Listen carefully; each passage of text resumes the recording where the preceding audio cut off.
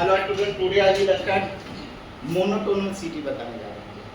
ठीक है, monotonic function heading लिखेगा mono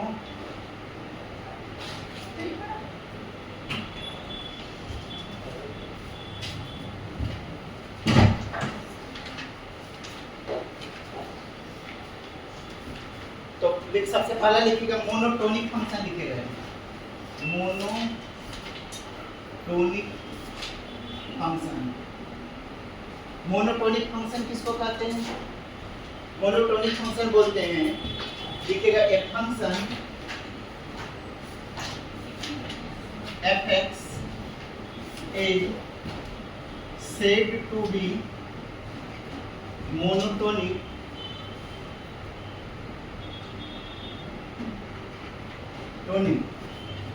if it is either increasing या decreasing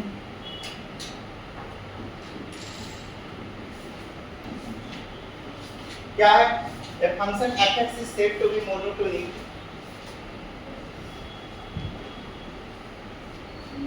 function if it is either increasing or decreasing on the interval a comma b open interval लिखेगा। जब कोई function increasing function हो या decreasing function हो तो ऐसे फंक्शन को मोनोटोनिक फंक्शन कहते हैं। ठीक है, अगर कोई फंक्शन क्या हो, इंक्रीजिंग हो या डिक्रीजिंग हो, उसको हम लोग क्या बोलते हैं? मोनोटोनिक फंक्शन बोलते हैं। सबसे पहला हम लोग जानेंगे मोनोटोनिक में फंक्शन इंक्रीजिंग भी हो सकता है या डिक्रीजिंग भी। सबसे पहला को लिखिएगा इंक्रीजिंग फंक्शन। इंक्रीजिंग फंक्शन किसको कहते हैं? इंक्रीजिंग फंक्शन लिखिएगा a function is said to be increasing function on the interval a comma b। देखिएगा if x1 जो है इंक्रीजिंग के लिए, अगर x1 ग्रेटर देन अगर x2 होता है तो देन लिखिएगा fx1 का जो वैल्यू होगा वो greater than equal to fx2 होगा। अगर x1 ग्रेटर देन x2 होता है तो fx1 का जो वैल्यू होगा वो ग्रेटर देन fx2 होगा। दूसरा पॉइंट है if अगर x1 का वैल्यू लेस देन x2 होता है तो देन fx1 का जो वैल्यू होगा वो less than equal to fx2। इसको हम लोग क्या बोलते हैं? इंक्रीजिंग फंक्शन बोलते हैं। जैसे इसका ग्राफ देखिएगा इंक्रीज हो रहा है। जैसे में अगर कोई फंक्शन है ऐसा, ये जो फंक्शन है y इक्वल टू gx, इस फंक्शन को इंक्रीजिंग कहेंगे। इंक्रीजिंग क्यों ऐसा बोलेंगे? देखिए फंक्शन यहाँ से यहाँ तक बढ़ रहा है, फिर थोड़ा घट गया, फिर बढ़ रहा है, इसलिए इस फंक्शन का मतलब ओवरऑल बढ़ रहा है। मतलब थोड़ा इंक्रीज हुआ, फिर हल्का घट गया, फिर बढ़ गया, तो ऐसे फंक्शन को हम लोग इंक्रीजिंग फंक्शन बोलते हैं। तो इस कंडीशन में x1 अगर लेस देन x2 हो, ग्रेटर देन x2, तो fx1 greater than equal to. अगर x1 लेस देन x2 होता है तो देन fx1 जो होता है वो लेस देन fx2। तो ऐसे फंक्शन को हम लोग क्या बोलते हैं? इंक्रीजिंग फंक्शन बोलते हैं। ठीक है, तो इसको नोट कर लीजिएगा। इस कंडीशन में g डैश x का जो वैल्यू होता है वो ग्रेटर देन 0 होता है। g डैश x मतलब इसको भाई एक बार डिफरेंशिएट करेंगे तो अगर g डैश x का वैल्यू क्या होगा? Greater than 0। ठीक है, नोट कर लीजिएगा। Increasing function, a function is said to be increasing function on the interval a comma b if x1 greater than x2 then fx1 greater than equal to fx2। if x1 less than x2 अगर हो तो then fx1 less than equal to fx2।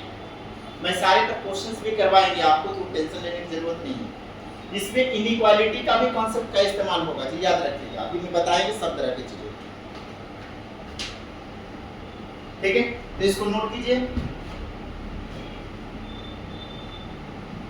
ठीक है, तो increasing function किसको कहते हैं जी? A function fx set to be, यहां पर एक चीज और लिख लीजिएगा, where x1, x2 belongs to real value, where x1, x2 belongs to R।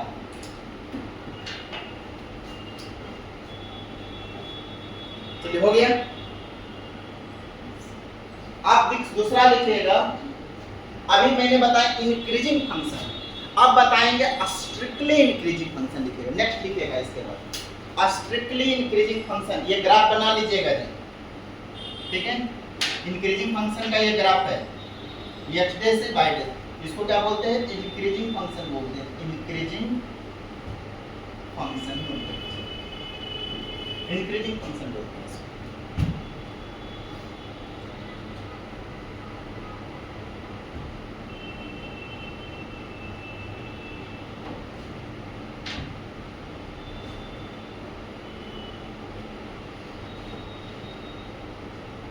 Monotonic function किसको कहते हैं? तो ऐसा फंक्शन जो इंक्रीजिंग हो या डिक्रीजिंग हो उसको हम लोग मोनोटोनिक फंक्शन बोलते हैं। इंक्रीजिंग फंक्शन बोलते हैं function fx, a function is said to be increasing function on interval a, b open interval x1 अगर लेस देन x2 होता है तो fx1 का value greater than equal to fx2 होता है। अगर x1 लेस देन x2 होता है तो fx1 less than equal to fx2। अब लिखिएगा स्ट्रिक्टली इंक्रीजिंग फंक्शन, इसको मिटा दें।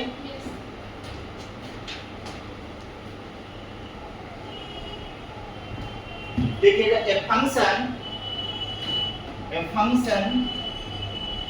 fx is said to be, देखिएगा ए function fx is said to be strictly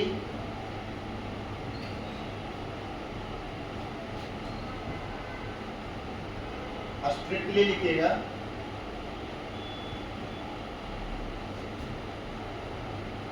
strictly increasing function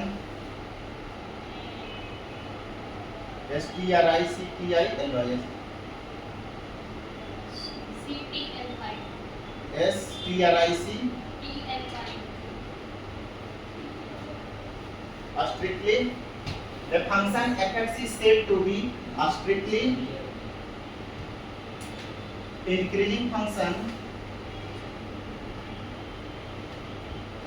if fx1, यहाँ लिखिएगा if x1 अगर ग्रेटर देन x2 होता है देन fx1 का जो वैल्यू होगा वो greater than fx2। if x1, x2 belongs to R। दूसरा लिखिएगा if x1 अगर लेस देन x2 होता है तो देन fx1 का वैल्यू जो होगा वो लेस देन fx2 होगा। if x1, x2 belongs to R, ये लिखिएगा। इसमें लिखिएगा, इसका डायग्राम देख लीजिए, ये x एक्सिस है, ये y एक्सिस है, ये x डे से, ये y डे से, ये ऑरिजिन दिया हुआ है। तो स्ट्रिक्टली इंक्रीजिंग फंक्शन किसको कहते हैं? वैसा फंक्शन ये फंक्शन को हम लोग क्या बोलेंगे? स्ट्रिक्टली इंक्रीजिंग फंक्शन बोलेंगे। y equal to fx, fx y बराबर क्या लिखेगा? fx। ये क्या है? स्ट्रिक्टली, ये जो ग्राफ है इस पे कहीं ब्रेक नहीं, सीधा एकदम निकल रहा है, तो ऐसे फंक्शन को स्ट्रिक्टली इंक्रीजिंग फंक्शन, ठीक है। और ऐसा fx equal to y equal to fx क्या? Strictly increasing function.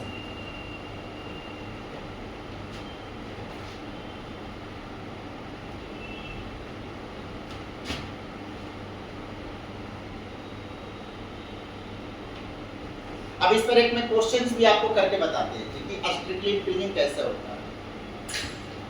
इसका क्वेश्चंस देखिएगा so that fx equal to 3x plus 5 is strictly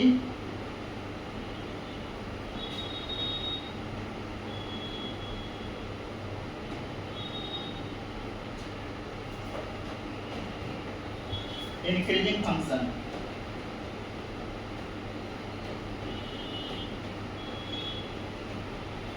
हमें इसको करके बताएं so that fx equal to 3x plus 5 is strictly increasing function.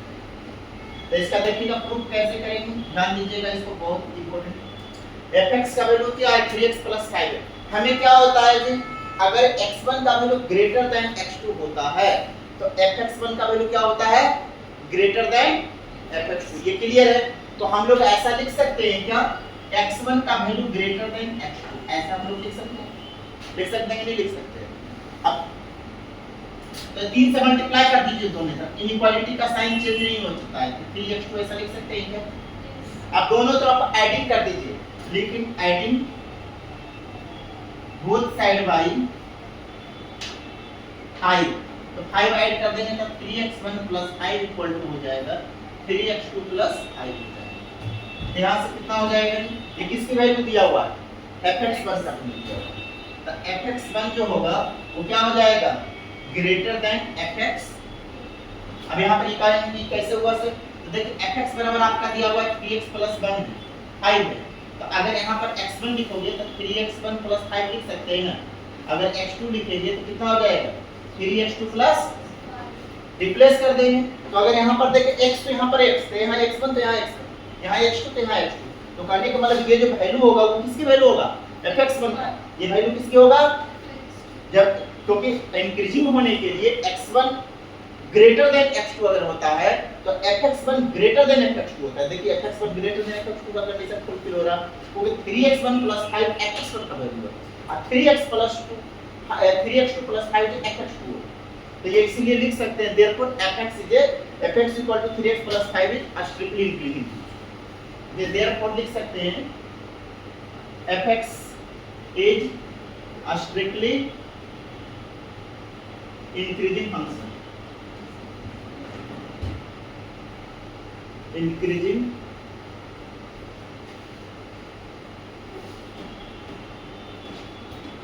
Note कीजिए।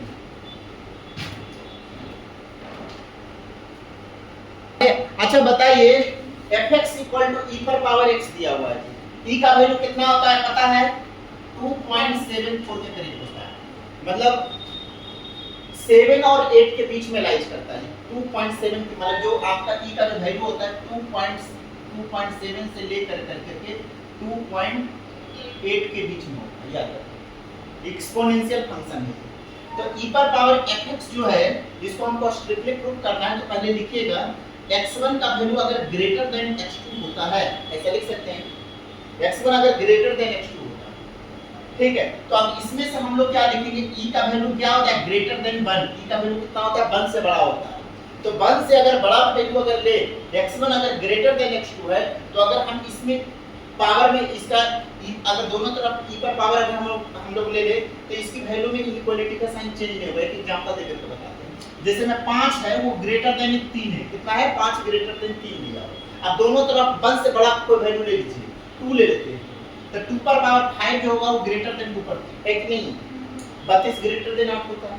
तो उसी प्रकार x1 का वैल्यू अगर ग्रेटर देन x2 होता है तो e का जो वैल्यू होता है ना वो 1 से बड़ा है, मतलब 2.7 मतलब 1 से बड़ा वैल्यू है ना, तो अगर हम दोनों तरफ e पर पावर अगर इसका ले लें, e पर x1 का जो वैल्यू होगा वो ग्रेटर देन e पर x2, तो लिख सकते हैं टेकिंग एक्सपोनेंट बोथ साइड, दोनों तरफ एक्सपोनेंट ले लेते हैं, मतलब e पर पावर x1 जो होगा वो ग्रेटर देन e पर x2 होगा। क्यों होगा ऐसा, इसलिए क्योंकि e का जो वैल्यू है वो 1 से बड़ा है। जैसे में अगर हम लोग बोल दें कि बताइए 7 का वैल्यू ग्रेटर देन कितना होता है 5 होता है, आप दोनों तरफ 3 पावर ले लीजिए, जो 1 से बड़ा वैल्यू है तो ये बड़ा ही होगा ना, क्योंकि यहाँ पर जो बेस का वैल्यू है वो क्या 1 से बड़ा है। लेकिन जस्ट अभी मैं एक दूसरा क्वेश्चन जो आपको बताएंगे उसमें अगर ऐसा रही तो हो जाएगा ऐसे, अगर एक पहले इसका कर लेते उसके बाद में बात करेंगे नेगेटिव वाला। e पर x1 क्या हो जाएगा ग्रेटर देन e पर x2। अब यहाँ पर से देखिए fx बराबर क्या दिया हुआ है, e पर पावर x है, तो e पर x1 का वैल्यू कितना हो जाएगा, e पर पावर x की जगह x1 कर दोगे, e पर x2 का वैल्यू कितना हो जाएगा, e पर पावर तो कितना हो जाएगा fx1 जो होगा वो ग्रेटर देन fx हो जाएगा क्या। तो अगर x1 ग्रेटर देन x2 होता है तो fx1 ग्रेटर देन fx2 अगर हो गया तो स्ट्रिक्टली इंक्रीजिंग है, देखिए स्ट्रिक्टली इंक्रीजिंग है, ठीक है। एक होता है स्ट्रिक्टली इंक्रीजिंग का, जब x1 लेस देन x2 होता है तो fx1 का जो वैल्यू होता है वो लेस देन fx2 होता है। उसको भी अभी वेरीफाई करके अभी आपको दिखाते हैं। ठीक है, चलिए तो पहले इसको नोट कर लीजिए।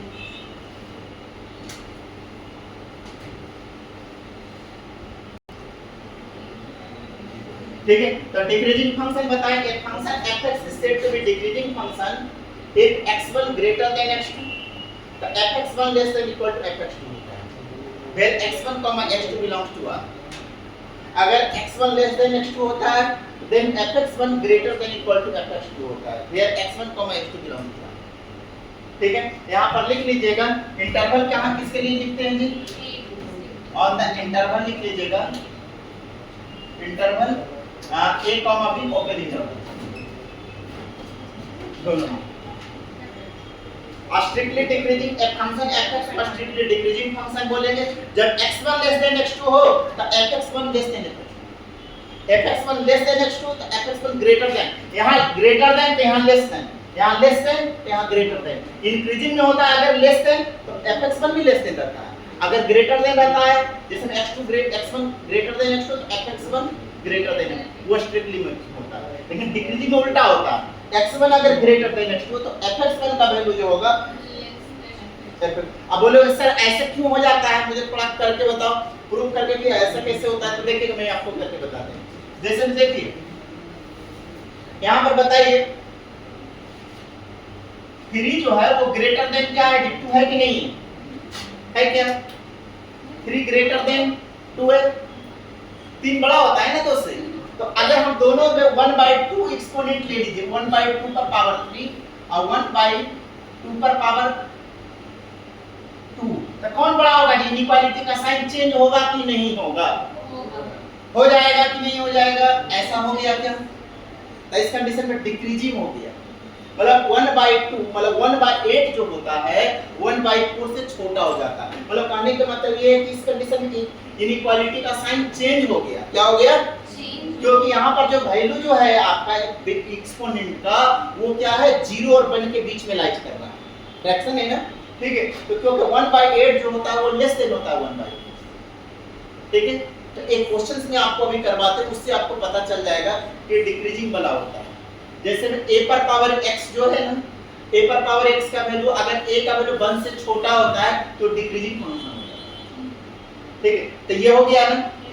तो सबसे पहले मुझे ये बताइए इंक्रीजिंग फंक्शन किसको कहते हैं, 4 मैंने अभी बताए हैं, स्ट्रिक्टली इंक्रीजिंग, इंक्रीजिंग, डिक्रीजिंग और स्ट्रिक्टली डिक्रीजिंग। तो क्या एक बताएं मोनोटोनिसिटी, 5 चीज बताएं। तो मोनोटोनिसिटी किसको कहते हैं, ए function fx is said to be monotonicity, monotonic function if it is either increasing या decreasing।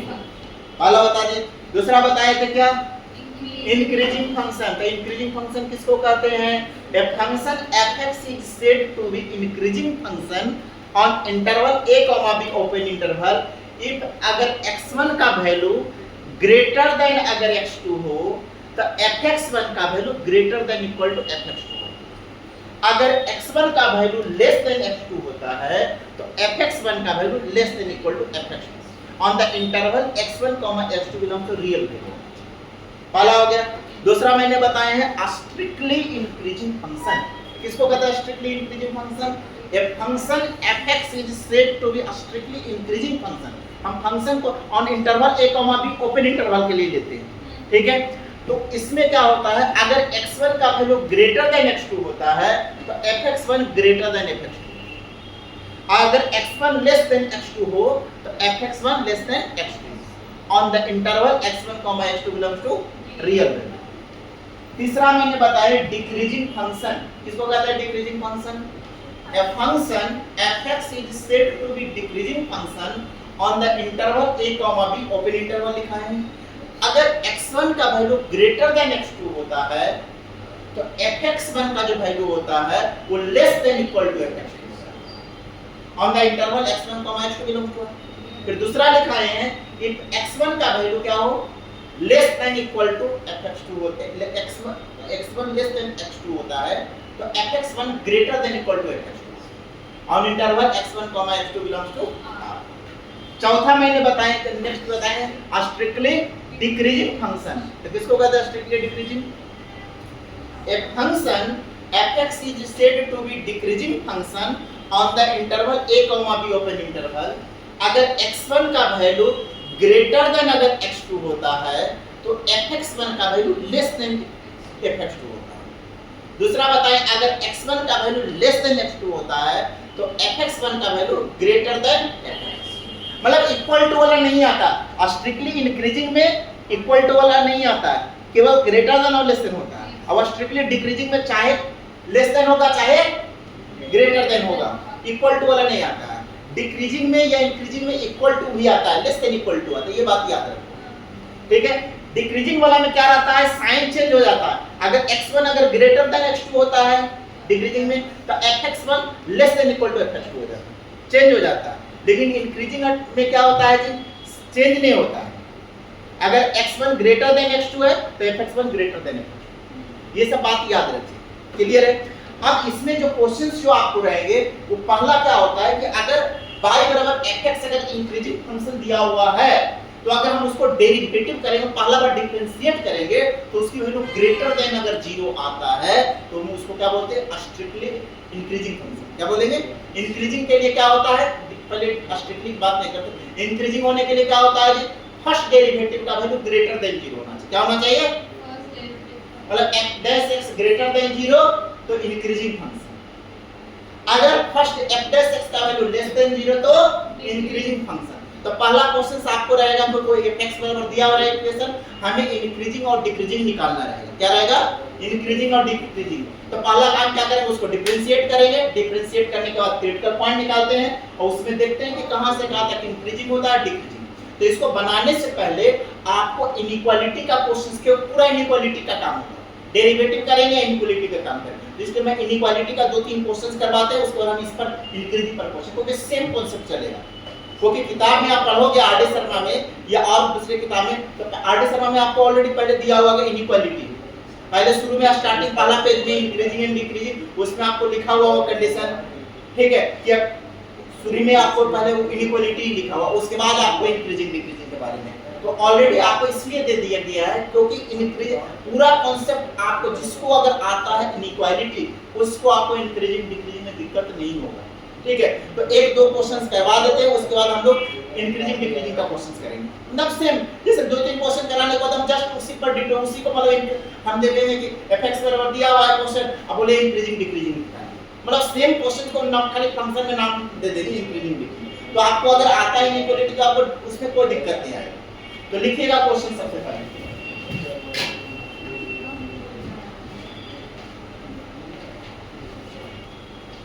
फर्स्ट नंबर क्वेश्चन देखिएगा, फर्स्ट का सॉल्यूशन देखिए, एक क्वेश्चन बताएंगे वैसे दूसरा क्वेश्चन 2 क्वेश्चन ध्यान दीजिएगा।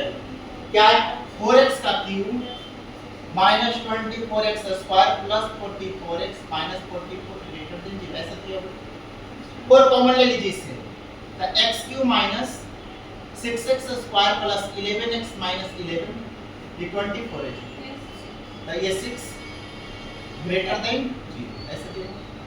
अभी 4 से डिवीजन करेंगे तो क्या लिखेंगे, x cube minus 6x square plus 11x minus 6 greater than 0, ऐसा हो जाए। अब इसका फैक्टर कर रहा है कि जोड़ घटा करके कितना आना चाहिए, इसको फैक्टर करने आता है, क्यूब रूट का फैक्टर करने आता है क्या, मैं इधर करके बताते हैं। इसका बनाने का नियम क्या, वहां पर फिर मैं लिख दूंगा 6x square plus 11x minus, 2 तरह के नियम होते हैं।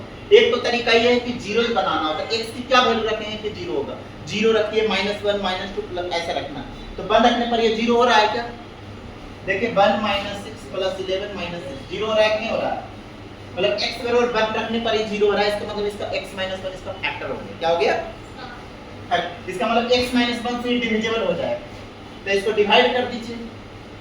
तो कौन सा आसान है, आपको ऐसा करने आता है, x harder factor method into x cube x square into x cube, अगर ये नहीं समझ में आएगा तो डिवीजन करके बता दें, माइनस x स्क्वायर। अब इसमें कितना जोड़ें कि माइनस 6x स्क्वायर होगा, तो माइनस 5x स्क्वायर, तो minus 5 into x minus 1, 5x into x minus 1, तो minus 5x square minus minus plus 5। अब इसमें कितना जोड़ें कि 11 हो जाएगा, 6x, तो 6 into x minus 1, 6x minus आ गया, देखिए x cube minus x square, इसमें कितना जोड़ने को माइनस 6 स्क्वायर माइनस 5, तो minus 5x into x minus 5x square minus minus plus. अब कितना जोड़ने को 11x तो 6x, तो 6 इंटू एक्स माइनस, तो 6x माइनस 6 दोनों सेम जी एक नहीं।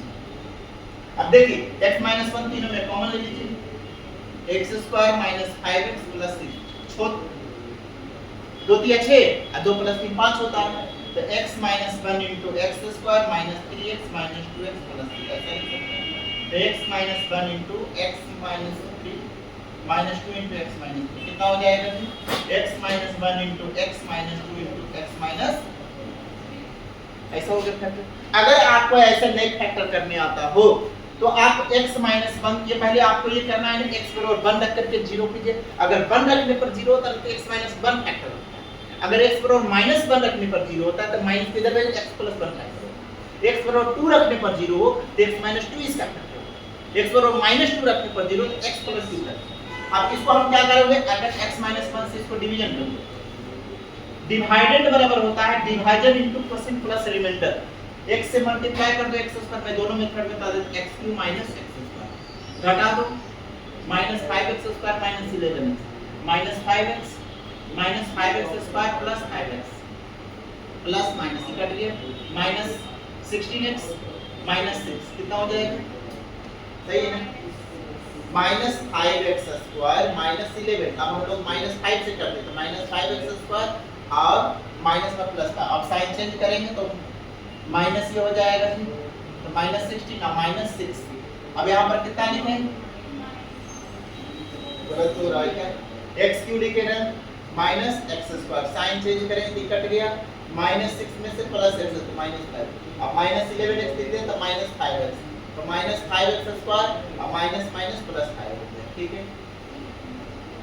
अब कितना लिखेंगे, प्लस 6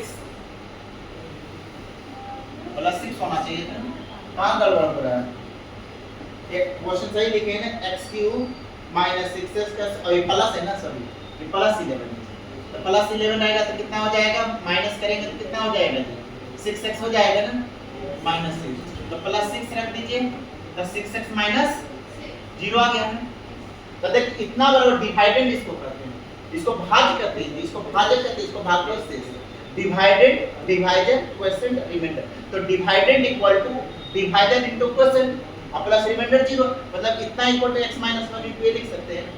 अब इसको तो फैक्टर करना आसान हो जाएगा, ठीक है, तो आप ऐसे इसका फैक्टर हो गया, मतलब आने का मतलब इसका फैक्टर कितना आ गया, x minus 1 into x minus 2 into x minus, ऐसा लिख सकते हैं। अब इसको नंबर लाइन से दिखा दीजिए, इधर लिख दीजिए माइनस इंफिनिटी, इधर x बराबर 0 1 हो जाएगा, x बराबर 2 और 3, तो x बराबर 1 ये 2 और ये, अब हमें ग्रेटर देन 0 ला, 3 से बड़ा कोई भी वैल्यू लीजिएगा तो क्या होगा जी, पॉजिटिव हो जाएगा, क्या हो जाएगा, और 2 और 3 के बीच में कोई वैल्यू लेकर के देखिए, 2 3 के बीच में रखिए निगेटिव हो जाएगा, ये पॉजिटिव, तो पॉजिटिव पॉजिटिव पॉजिटिव नेगेटिव हो जाएगा ना, तो माइनस हो जाएगा। अब देखिए 1 और 2 के बीच में रख करके वैल्यू देखिए, 1 2 के बीच में अगर हम लोग रखते हैं वैल्यू तो ये पॉजिटिव होगा, ये निगेटिव होगा, ये निगेटिव, तो निगेटिव निगेटिव ओवरऑल पॉजिटिव हो जाएगा।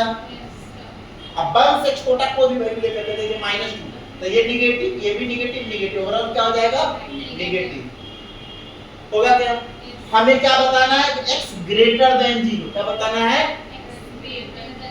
तो x ग्रेटर देन 0 कहां पर है, 1 और 2 के बीच में है, और एक 3 से इंफिनिटी के बीच में है, तो क्या लिखोगे, x बिलोंग्स टू 1, 2 ओपन को लगाएंगे कीजिए, क्योंकि 1 नहीं लिख सकते, 1 पर तो 0 हो जाएगा ना, हमें तो ग्रेटर देन 0 लाना, तो 1 से बड़ा होना चाहिए, 2 से छोटा, क्योंकि 2 पर भी 0 हो जाएगा, 0 तो होना नहीं चाहिए, ग्रेटर देन 0 होना चाहिए, यूनियन लिखेंगे, 3 से बड़ा, 3 पर तो 0 हो जाएगा, 3 से बड़ा 3 पर ऐसा लिखेंगे, ये हो गया, क्या हो गया, ये ग्रेटर देन के लिए।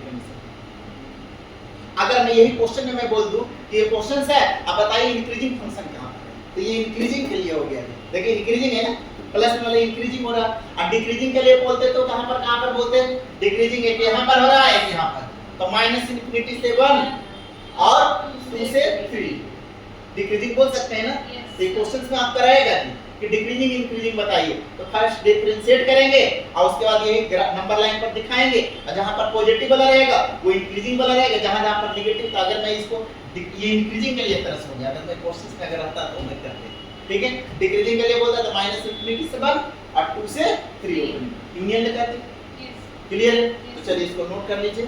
अब दूसरा क्वेश्चन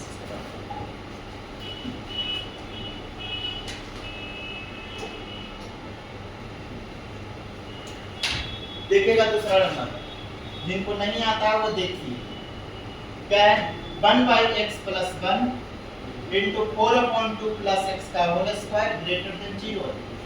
तो इसका एलसीएम ले लीजिए जी, x + 1 into 2 + x का स्क्वायर। अब इसका एलसीएम लेंगे तो कैंसिल हो जाएगा, 2 + x का स्क्वायर हो जाएगा, माइनस ये कैंसिल होगा, 4 into x + 1 हो जाएगा, ऐसा हो जाएगा। अब यहाँ पर देखिए इसको ब्रेक करते हैं, तो 4 + x² + 4x - 4x - 4 डिवीजन में x + 1 into 2 + x का स्क्वायर ग्रेटर देन 0। अब देखिए ये -4x + 4x कट जाएगा, -4 + 4 कट गया, तो x² x + 1 into 2 + x² greater than 0। तो हम इसको लिख सकते हैं जी 1 + x + 1 into x/2 plus ये होल स्क्वायर, 2 plus x का होल स्क्वायर ग्रेटर देन 0, ऐसा लिख सकते हैं क्या? अब यहाँ पर एक चीज बताइए, x + 1 का वैल्यू क्या होना चाहिए? ग्रेटर देन 0 होना चाहिए, क्योंकि यहाँ पर ग्रेटर देन लाना है। ग्रेटर देन लाने के लिए इसकी वैल्यू क्या होना चाहिए? ग्रेटर देन 0 होना चाहिए, मतलब x का वैल्यू क्या होगा? Greater than -1। अब दूसरा कंडीशन बताइए, ये स्क्वायर है, x + 2/x का जो वैल्यू होगा वो क्या होगा? ग्रेटर देन 0 होगा क्या? क्योंकि इक्वल टू नहीं लिख सकते हैं, क्योंकि हमें ग्रेटर देन लाना है, तो ग्रेटर देन इक्वल टू तो लिख नहीं सकते, स्क्वायर का वैल्यू इक्वल टू होता है, लेकिन यहाँ पर हमें ग्रेटर देन पूछ रहा है, तो इसकी वैल्यू क्या लेना पड़ेगा? ग्रेटर देन 0 लेना पड़ेगा। क्या लेना पड़ेगा? Greater than 0। इसका मतलब है कि x ग्रेटर देन 0 हो जाएगा, क्या हो जाएगा? x greater than 0। अब यहाँ पर नंबर लाइन पर इसको दिखा सकते हैं क्या जी? ये x का वैल्यू कितना हो गया? -1 है, x का वैल्यू 0 इंफिनिटी, तो क्या हो जाएगा? क्या हो जाएगा? x बिलोंग्स टू क्या हो जाएगा? कितना हो जाएगा जी? 1 + x का जो वैल्यू है वो ग्रेटर देन 0 है। 1 + x का वैल्यू क्या दिया हुआ? ग्रेटर देन 0, ठीक है, तो कितना हो जाएगा? x बिलोंग्स टू -1 से -इंफिनिटी से -1 होना चाहिए ना, क्योंकि 1 + x का वैल्यू क्या है? Greater than 0। कितना हो जाएगा? 1/x + 1 का वैल्यू कितना हो? इसकी वैल्यू क्या होना चाहिए? 1/x + 1 का वैल्यू क्या होना चाहिए? ग्रेटर देन 0, ऐसा होना चाहिए। 1/x + 1 का वैल्यू क्या होगा? ग्रेटर देन 0, तो x + 1 क्या हो जाएगा? लेस देन 0 हो जाएगा, ग्रेटर देन 0 होगा।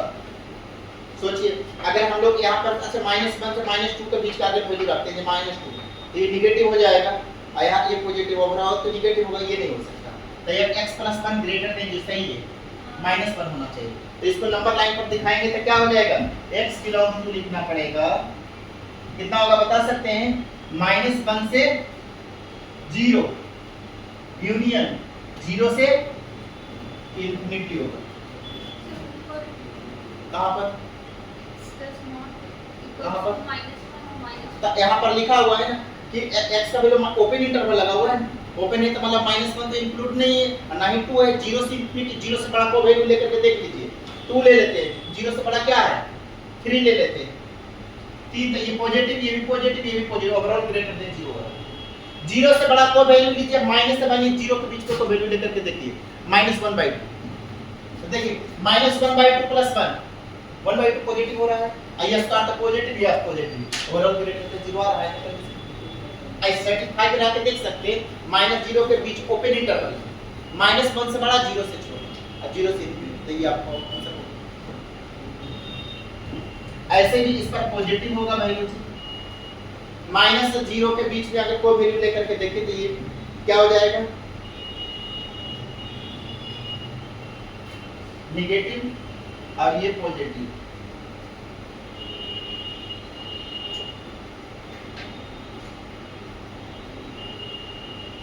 ये निगेटिव होगा क्योंकि स्क्वायर में तो साइन चेंज नहीं होता है, ये पॉजिटिव रहेगा, ये निगेटिव होगा क्योंकि स्क्वायर है तो स्क्वायर का साइन चेंज नहीं होता, स्क्वायर का साइन चेंज नहीं होता है। चलिए तो चलिए अगला क्वेश्चन करते हैं, यही आंसर आना।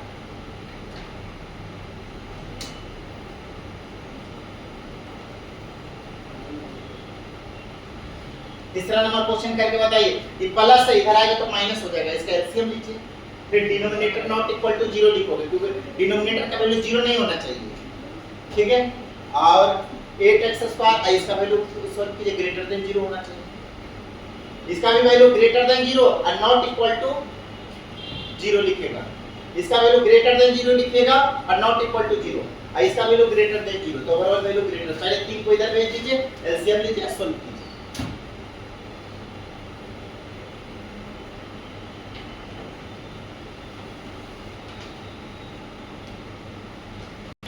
तो क्या लिखेंगे क्वेश्चन नंबर 3 में, 8x² + 16x - 51 upon 2x² + 5x - 12, ये प्लस फिर इधर आएगा तो माइनस हो जाएगा, तो 8x² + 16x + 51 2 3 6 -6x² - 15x + 36 upon 2x² + 5x - 12 greater than 0, ये हो जाएगा, ये आपका हो गया 2x², ये हो जाएगा 61 में से 50 x हो जाएगा और माइनस 51 में से 30 कितना बचेगा जी, -15 upon 2x² + 5x - 12 greater than 0।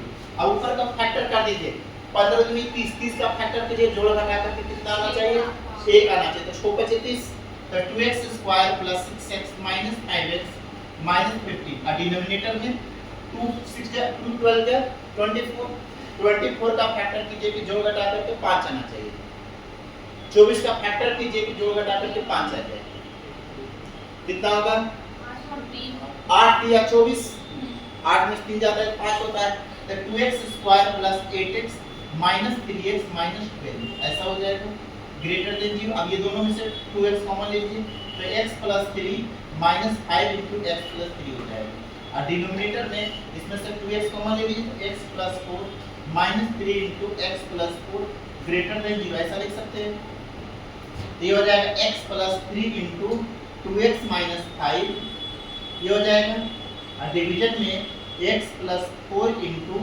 2x - 3 ये ग्रेटर देन 0 ऐसा लिख सकते हैं क्या, मतलब x बराबर -4 पर नॉट, अगर -4 हो जाएगा तो नॉट डिपेंड होगा, मतलब कहने का मतलब अब इसका क्रिटिकल पॉइंट क्या हो जाएगा, अब इसका क्रिटिकल पॉइंट निकालते हैं, क्या होगा क्रिटिकल पॉइंट जी, x बराबर -3, x बराबर 5/2, x बराबर -4, x बराबर 2/3। अब इसको नंबर लाइन पर दिखा दीजिए, ऊपर दिखा देते हैं, देख लीजिए ऐसा, इसको मिटा देते हैं दोनों क्वेश्चन,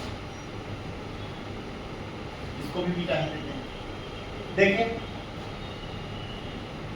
नंबर लाइन पर ऐसे दिखा दीजिए, -∞ +∞, क्या क्या है वैल्यू जी, -4 पहले लिख लीजिए, फिर -3, फिर कितना है 2/3, फिर कितना है 5/,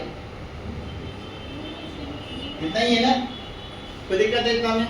अब देखिए 5/2 से बड़ा, 5/2 से बड़ा कोई भी वैल्यू इसमें लेकर के देखिए जी, 5/2 से बड़ा लेते हैं, कितना लेते हैं 5/2 से बड़ा 3, 3 दूनी 6 में से 5 पॉजिटिव, सब पॉजिटिव आ जाएगा, मतलब कहने 3/2 कितना है 3/2, 3/2 रहेगा तो क्या हो जाएगा जी, ये आपका 3/2 होगा, ये हो जाएगा ना, ठीक है। चलिए तो अब बताइए 3/2 से, ये मुझे बताइए 3/2 से बड़ा कोई वैल्यू लेकर के देखिए, 5/2 से बड़ा में क्या होगा, पॉजिटिव होगा ना, सीधा पॉजिटिव। अच्छा 3/2 और 5/2 के बीच में कोई वैल्यू लेकर के देखते हैं, 3/2 5/2 के बीच में कौन सा वैल्यू आएगा, कितना आएगा 2 आएगा, सही बोल रहे, 2 अगर रख करके मैं देखूं तो ये तो पॉजिटिव हो जाएगा, 2 रखेंगे तो ये निगेटिव हो जाएगा, 2 रखेंगे ये पॉजिटिव, और 2 रखेंगे यहाँ पर तो क्या हो जाएगा, कोई ओवरऑल निगेटिव आ जाएगा। क्या आ जाएगा, निगेटिव। और अगला में क्या आ जाएगा, पॉजिटिव आ जाएगा। रख करके देख लीजिए, -3 और 3/2 के बीच में 1 रखते हैं, ये पॉजिटिव, ये निगेटिव, ये positive, negative, negative, negative, positive आ जाएगा। अगले बार रखिए तो निगेटिव आ जाएगा। रख करके देख लीजिए, -4 -3 के बीच में -3 कितना रखते हैं, -4 और 3 के बीच में रखते हैं, कितना वैल्यू 3.5, तो ये तो निगेटिव हो जाएगा माइनस में, ये आपका क्या हो जाएगा, निगेटिव, निगेटिव, निगेटिव, पॉजिटिव, ये निगेटिव, ये पॉजिटिव होगा और ये क्या हो जाएगा, निगेटिव। तो ओवरऑल निगेटिव ये क्या आ जाएगा जी, कितना आ जाएगा, -4 से छोटा अगर -6 रखते हैं, -6, तो ये निगेटिव, ये भी निगेटिव, पॉजिटिव हो जाएगा, ये भी निगेटिव, ये भी निगेटिव, ओवरऑल पॉजिटिव हो जाएगा। क्या हो जाएगा, ये हो गया ना। अब हमको कौन कौन सा वैल्यू होना चाहिए, -∞ से लेकर करके -4 तक, ऐसा होगा x बिलोंग टू, क्योंकि -4 पर तो एग्जिस्ट ही करेगा। यूनियन क्या लिखिएगा, -3 से लेकर के 3/2 तक, यूनियन 3/2 से लेकर के 5/2 तक, यूनियन 5/2 से, सॉरी इस पर नहीं होगा, 5/2 से यही होगा ना, ये हो गया आंसर, यही है। इसके लिए और ये, ठीक है। इस पर मतलब ये इंक्रीजिंग हो गए, मतलब क्वेश्चंस में अगर मैं क्वेश्चन सेकंड में दूं इंक्रीजिंग कर ले तो ये इंक्रीजिंग के लिए हो जाए, और डिक्रीजिंग के लिए पूछते तो कहां पर बता दीजिए, -4 से -2 x बिलोंग टू यूनियन 3/2 से, तो क्वेश्चन में मतलब इंक्रीजिंग डिक्रीजिंग वाला क्वेश्चन रहेगा ना, इसीलिए मैंने ये पहले बता दिया ताकि आप इंक्रीजिंग डिक्रीजिंग आप निकाल सकें, ठीक है। इंक्रीजिंग वाला पॉजिटिव वाला आप इंटरवल को लेके, नेगेटिव वाला मतलब डिक्रीजिंग के लिए होगा, ठीक है। तो चलिए इसको नोट कर लीजिए। चलिए लास्ट क्वेश्चन कीजिए, ठीक है, होमवर्क करते हैं, बना के चलिए। कोई दिक्कत है तो बोलिए, किसी तरह का कोई कंफ्यूजन रहे ना तो आप बोलिए कीजिए, ठीक है। कैसे भी कुछ दिक्कत रहे